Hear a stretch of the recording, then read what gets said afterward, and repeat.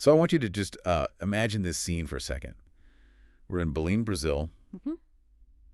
The Cop30 climate summit is finally wrapping up. And not on time. Not even close. It's dragging on more than 24 hours late. And outside, you've got this incredible Amazonian rainstorm just thundering down. And inside, the entire UN structure, this whole process has just barely survived. I mean, it went through weeks of brutal heat. There was a literal fire at one point. And what our sources are calling just bolstering political attacks on the very idea of countries working together. Right. And, it sounds like something out of a movie, but that chaos was the reality. I mean, we had veteran observers saying the Paris Agreement was, and I'm quoting here, on life support. Wow. And you have to understand the stakes. This is supposed to be the most collective form of humanity trying to solve the most complex challenge we've ever faced. The fact that the process itself didn't just collapse, that might be the only thing everyone agrees was a positive. Okay, so let's unpack this for you. Because right now, the outcome of COP30 is being debated everywhere. Was it a success, a total failure, or maybe just a strategic fudge? Our mission in this deep dive is to look at that outcome, but I think more importantly, to really dissect the 5 critical geopolitical threats, the minefields. That almost blew the whole thing up. And that absolutely have to be dealt with before next year. Exactly. So let's start with that outcome, because it's so contradictory. On the one hand, a lot of agreements did get gavelled through on that last chaotic day. Right, so the process survived, for now at least, and that's not nothing. But if we drill down into the substance of it, and this is where that whole fudge idea comes in, the shortfalls are, well, they're glaring. They really are. What's fascinating is that the overall outcome was just. It wasn't nearly enough to keep that 1.5 degrees Celsius target alive. Not even close. The science is clear. We need massive, immediate cuts to emissions, and, well, the final text just didn't deliver that. And the money problem was central to this, wasn't it? It wasn't just about emissions, what we call mitigation. It was also about paying for the damage that's already happening. Exactly. There was a really considerable shortfall in adaptation finance. Which is the money for? It's the money developing nations need right now to cope, to build seawalls, to manage disaster recovery. Wealthy nations were asked to pay up, and they didn't hit the target. And that fuels so much resentment. Oh, it creates deep distrust. And then you have this detail that is it's almost absurd. The Amazon. The Amazon. You're holding a global summit in the city that's the gateway to the Amazon rainforest. The lungs of the planet. And yet, rainforest protection barely got a single mention in the main overarching agreement. It's almost satirical. So what does that tell us? It tells us the biggest structural problem is still there. The one entity powerful enough to just block everything, the fossil fuel industry. Right. Despite all the scientific warnings, the power balance is still so skewed towards, oil, gas, and coal that the words fossil fuels didn't even appear once in the main text. Which is a huge step backward from Cop28 in Dubai. It shows you how tactical this all is. But you're right, it wasn't a total defeat. We have to look at the green shoots, as our sources call them. For sure. There were some positives. New avenues of discussion were opened up on reducing dependency on petrochemicals. That's a big long-term win. And participation was broader, right? Yes, much broader. We saw Indigenous groups and scientists getting a much bigger role, bringing that essential local knowledge right into the talks. So the infrastructure for cooperation got a bit better, even if the headline policy didn't. And what about that just transition? Yes, strides were made there towards stronger policies on making sure workers and communities aren't left behind as we switch to clean energy. And, while the finance wasn't enough, it did feel like the wallets of wealthy nations were crowbarred open a little further than they might have been. Inch by inch progress. It's still forward motion, but to really judge Cop30, you have to understand the battlefield. Let's get into those threats, because the first 2 show this dramatic failure of global authority. Which brings us to threat number 1. The global leadership vacuum. It seems like so much of the dysfunction came from the 2 climate superpowers just failing to coordinate. That's the bedrock of the whole problem. You had the U.S., which basically walked out of key parts of the talks, and then China, which just didn't step up to fill that void. Okay, let's take the U.S. absence first. This is where the politics gets really tactical. Donald Trump has, spent years attacking climate science, cursing the UN. And that has a real effect. It absolutely does. When the U.S. delegation doesn't have that clear, unified backing from home, it creates a power vacuum. And our sources say Riyadh, Saudi Arabia, felt completely emboldened. They saw an opening. A huge one. They successfully blocked any mention of phasing down fossil fuels, even though that language was agreed on just last year in Dubai. They knew the big countervoice wasn't really there to stop them. So then what about China? They were there. They're Brazil's BRICS partner. Why didn't Beijing just grab the reins? Well, their priorities were just different. It's a key insight. Their advisors made it clear they were there to help Brazil host a successful event, period. But not to lead. Not on finance, no.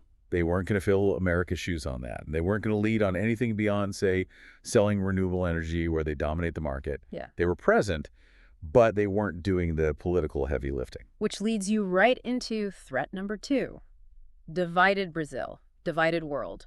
This really highlights that core global fracture we see everywhere. The extraction interests versus the conservation interests. Exactly. It's the same conflict everywhere. One side wants to keep expanding, agriculture, new oil fields, more mining. And the other side is warning that we're crossing these dangerous planetary boundaries. And that division was on full display inside Brazil itself. The hosts were sending completely mixed messages, and it weakened their position. Well, you had these two competing forces in the government. The Environment Secretary, Marina Silva, was pushing hard for a real roadmap away from fossil fuels. Okay, the conservationist side. Right. But at the same time, the Foreign Ministry, which promotes agribusiness and new oil exports, was really hesitant. They had to be pushed by President Lula himself to get on board. That internal split creates confusion. And opportunity for obstruction. So the victim, once again, was the Amazon rainforest. It got just one brief and vague mention in the main text. The location felt almost irrelevant. Okay, let's shift focus to threats 3 and 4. This is about the internal struggles in developed nations and a massive, massive visibility problem. Threat 3, European parsimony and the rise of the far right. Europe loves to call itself a climate leader, but they got a lot of criticism at Cop30 for being, well, stingy. Parsimony is the perfect word. They were lagging on their climate finance promises. And this internal division, which is partly fueled by the rise of the far right, it's just making big spending agreements politically toxic. And it forced them to delay their own climate plan. It did. They had to delay their updated NDC. Let's just pause on that. For our listeners, what exactly is an NDC and why is a delay so bad? Right. The NDC, or Nationally Determined Contribution, is the heart of the Paris Agreement. It's each country's specific plan, their promise for cutting emissions. So when the EU, the self-proclaimed leader, can't even get its homework done on time. It signals deep political weakness to the rest of the world. And it led to these weird negotiating tactics. What do you mean? Well, the EU only decided halfway through the conference to make a fossil fuel transition roadmap, a red line, a non-negotiable demand. That's very late. Very late. And many in the Global South saw it as, maybe a ruse or a bargaining chip, a way to distract from the lack of movement on adaptation finance, which is what they desperately need. And all of this is happening with these huge global conflicts in the background. That's such a vital piece of context. Gaza, Ukraine, Sudan, they just overshadowed everything. And the political result was European budgets shifting towards rearming, which meant slashing overseas development aid. Which makes climate finance almost impossible to find. Exactly. Which brings us to threat number 4. Absent media coverage. It's fascinating. Polls show most people want more climate action, but the public had almost no idea what was happening in Belém. It's a huge insight. Because if there's no public attention, there's no political cost for failure. What were the specifics on that? The specifics are pretty stark. None of the 4 major U.S. news networks even sent a dedicated team. Wow. And reporters from major European broadcasters really struggled to get their stories on the air. The focus was just elsewhere. It creates this huge disconnect. You've got this existential negotiation going on, and people at home are just unaware of the stakes. It creates a defeatist feeling. And you contrast that with what was happening on the ground. Our sources mentioned the incredible positive energy on the streets and rivers of Belém. From activists, from indigenous groups. Huge ambition. But that energy doesn't translate into political pressure if the media isn't covering the story. Out of sight, out of mind. The status quo wins. Okay, so that leaves us with the most fundamental problem of all. Threat number 5. Right. The system itself, what our sources call rusty, cranky global decision-making. The UN is turning 80 next year, and it is showing its age. And the core structural flaw is that consensus process. The fact that every single country gets a veto. Exactly. A veto might have made sense during the Cold War, to keep the peace, but it is totally inadequate for an existential physics-driven threat. If one country can block the entire world, the system is designed to fail. And the frustration with that was, it was palpable. especially from the small island state. Oh, they're literally fighting for their survival. And their frustration boiled over into this massive development, a real crisis point for the UN. Dozens of ambitious nations, led by Colombia, issued their own separate declaration, The Belém Declaration. the Belém Declaration. They announced a plan for a parallel process on phasing out fossil fuels. A parallel process. That's a seismic shift. It's like they're trying to build an escape hatch from the official system. That's a good way to put it. They're so frustrated by the veto, they're building their own club. They've already scheduled a first conference for next April in Colombia. And what's the risk there? Well, they say it's meant to complement the UN, but the risk is enormous. It could widen the gap between the fossil fuel producers, who are safe behind their UN veto, and the renewable champions who want to go faster. You end up with a two-speed world, and the whole idea of a universal agreement is threatened. So we bring this all full circle. COP30 was chaotic, the outcomes were a fudge, but the process survived. And new paths, like this parallel track, were charted. It really seems like the political structure is the main obstacle now. That's the undeniable takeaway from this deep dive. But even with all the political struggles, the leadership vacuum, the vetoes, it's important to remember that underlying realities are shifting power outside those negotiating rooms. What are those deeper forces? The ones that are kind of unstoppable? Well, first, the global economy is just moving towards renewables. They're cheaper than fossil fuels in most places now, and that strips the veto holders of their main economic argument. Right. And second, demographics.